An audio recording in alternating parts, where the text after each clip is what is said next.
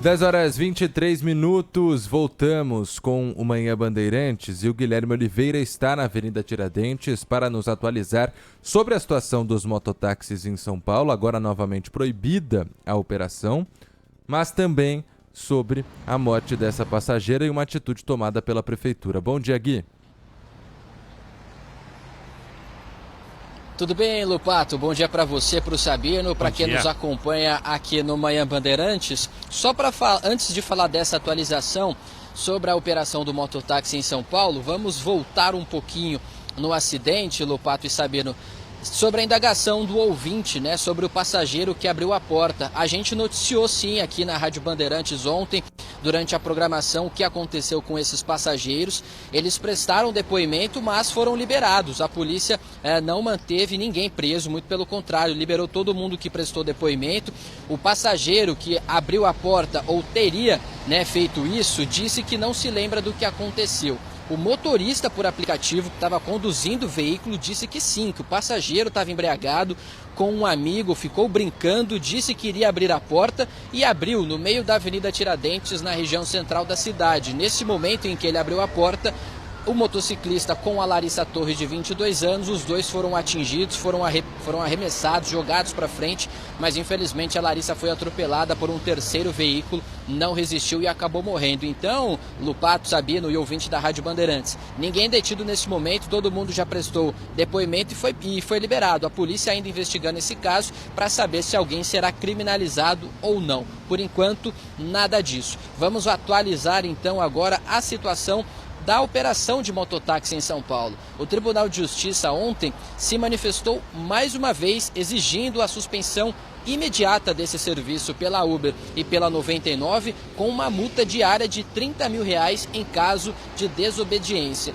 E aí as empresas acabaram recuando. Hoje ninguém mais oferece esse serviço em São Paulo, esse serviço de mototáxi. Nem a Uber, nem a 99, após essa nova manifestação da Justiça. Mas o serviço já estava proibido na cidade. Só que a Uber e a 99 estavam se aproveitando de uma brecha na legislação, que a gente está explicando também desde a semana passada, em que o tribunal colocou no sistema eletrônico a notificação no dia 19 de maio. Só que a partir disso, a empresa Uber e a empresa 99, as duas tinham um prazo de 8 dias úteis para responder essa notificação no sistema eletrônico e começar a cumprir com essa notificação.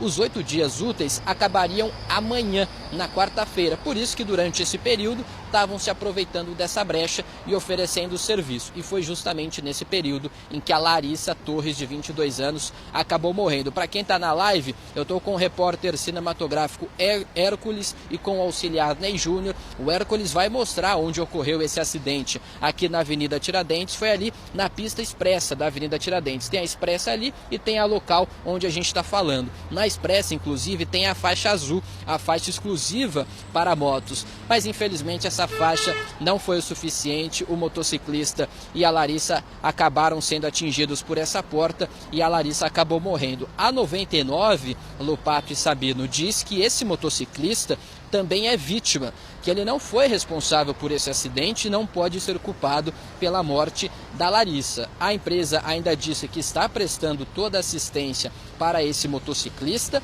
e também para a família da Larissa, com ajuda psicológica e também com ajuda no auxílio funeral. E agora, pessoal, a Prefeitura de São Paulo e a CT colocaram faixas na Avenida Tiradentes, alertando sobre a morte e sobre o serviço de mototáxi. O Hércules vai mostrar essa faixa e para quem está nos acompanhando pelo rádio, eu vou pedir a licença aqui porque eu vou ler o que está escrito nessa faixa. Abre aspas. A CT registrou nesse local a morte de uma passageira que usava o serviço de mototáxi da empresa 99. O serviço de mototáxi é proibido, preserve sua vida. São pelo menos 2 faixas que foram colocadas pela Prefeitura de São Paulo e pela CET para alertar dessa morte e também da proibição de mototáxi em São Paulo. Vocês ouviram ontem, concederam uma entrevista com o vereador Paulo Frange no Manhã Bandeirantes, falando sobre uma possível regulamentação.